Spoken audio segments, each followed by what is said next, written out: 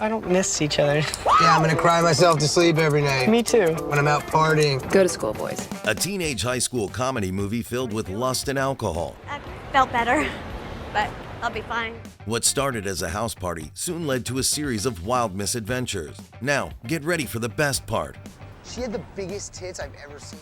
In this video, we will explore the production history from casting to writing and behind-the-scenes details of the massively successful teen comedy Superbad.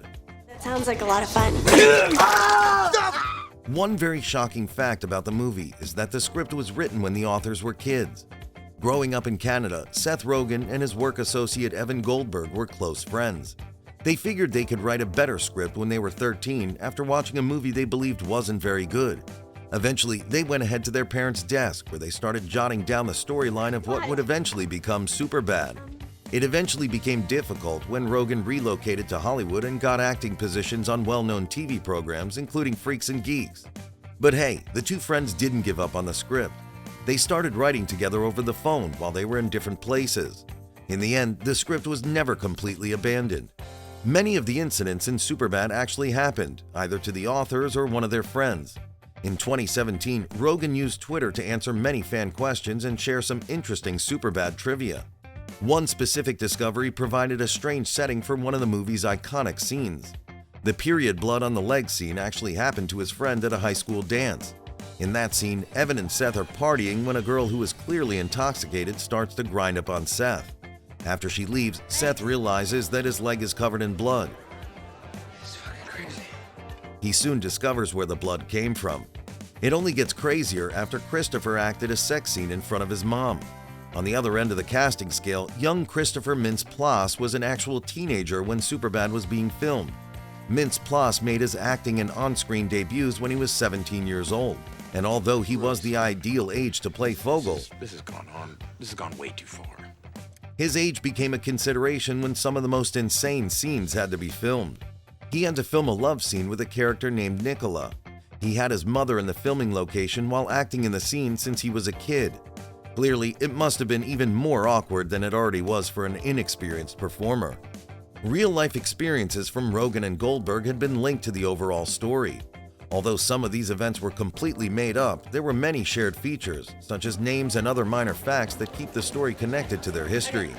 The story itself came to represent their early years and provided them with a new point of engagement. Object cannabis? Did we just coin? In reality, Rogen's mother, who was very close to him, contributed to the script. His tweets on the 10th anniversary of the release of the film claim that his mother came up with the final scene for McLovin. In case you missed it, his personal story ended with a gunfight, an arrest, and a Molotov cocktail. The teen comedy clearly originated from a place of love and valued history, drawing on everything from early friendships to parental assistance and support. Surprisingly, Rogen's father had a brief cameo in the movie, adding to the already present family theme. Do you recall the scene where Seth and Evan accidentally wander across a group of children who are camped outside? You might have recognized him as the dad with the baseball bat. Rogen's father is the frustrated, bat-wielding man in that scene, and his performance was both his first and last cinematic appearance. A version of the Norwegian film with the same name led to the creation of the new Netflix series Maniac. You're not protecting those people in there. The series, which had its premiere on September 21, 2018, received praise for its casting, production value, and acting prowess. But if you look at the two actors receiving high accolades for the show, you will recognize two of them from Superbad. The series' protagonists, Annie Landsberg and Owen Milgram, were acted by Emma Stone and Jonah Hill, respectively. The young actors have matured since their early roles, but we can't help but feel like this is a little Superbad reunion. Yeah, definitely. I would love to do that. It can be worrying to watch a set of teens acting in mature scenes. As for Michael Cera, he acknowledged that he needed some drink courage before filming his intended hookup scene with Martha McIsaac, specifically orange-flavored vodka. When Evan arrives at the party, Becca has already been intoxicated in the actual scene. Evan had been looking forward to hooking up with her all day. She was all over him and talking dirty before his conscience takes over. Becca goes ahead with the whole scene up until the point where she vomited. Initially, many studios rejected the script because it was too severe to show high school students acting in this manner, according to producer Judd Apatow. Superbad was something DreamWorks was interested in developing, but only if the authors could tone down the lust scenes to get a PG-13 classification. Fortunately, Rogen and Goldberg saw the need to stick to their plan. The script wasn't left untouched. Instead, Rogen and Goldberg continued to polish their story. The script was almost flawless by the time the industry changed and began to embrace more of the danger that Superbad presented. Nothing is more awkward than the vast amount of sex-related scenes. David Goldberg, the brother of co-writer Evan Goldberg, actually drew the penises that appeared in Superbad. He created more than 1,000 drawings, but only a small portion of them are actually seen on screen because the studio's legal department had to approve every single one that showed up in the movie. When it came time for the MPAA to rate the film, these sketches quickly became a major bone of contention. They were mostly worried about a scene where a little girl was staring at one of the drawings. As a result, they had to make some necessary cuts and adjustments in the scene. Down to fuck was one of the most well-known Superbad phrases. Never existed because that's a made-up dumb fucking... As a matter of fact, Seth uses it to refer to potential hookup candidates when speaking to Evan. It turns out that a bunch of Jonah Hill's high school friends contributed DTF to the movie. Hill claimed that the kids he knew were taggers, and their crew was called DTF, Down to Fuck. Hill's friends were happy that their catchphrase had been used on the big screen until the situation made it his own catchphrase. When watching Superbad, you might discover that none of the characters took alcohol with actual branding. You changed your name to make love. For instance, Becca asks Evan to get her some Gold Slick vodka, while Jules' buddy asks Seth to get some bottles of Kylie's Killer Lemonade. This is because no alcohol manufacturer agreed to let Superbad creators use their product. Companies that generate income by poisoning and killing people would not clear their product for a comedy movie. Shortly after Superbad's filming was underway, the filmmakers started to worry that Michael Cera wasn't really giving the role of Evan.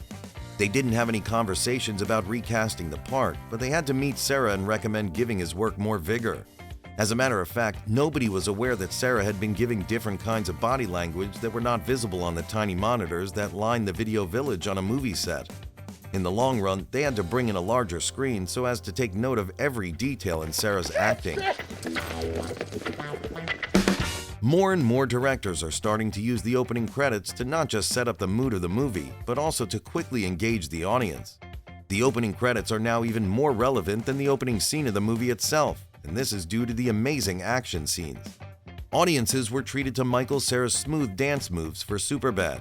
He acknowledged in an interview with Collider that he spent more than an hour improvising steps for the opening scene, with the best of them being used in the final piece.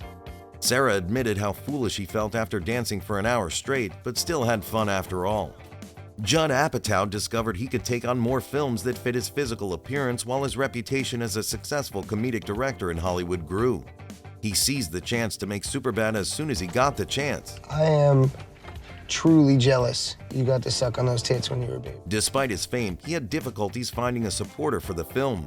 The unproduced screenplay's inclusion on the 2006 blacklist helped reduce his problems a little.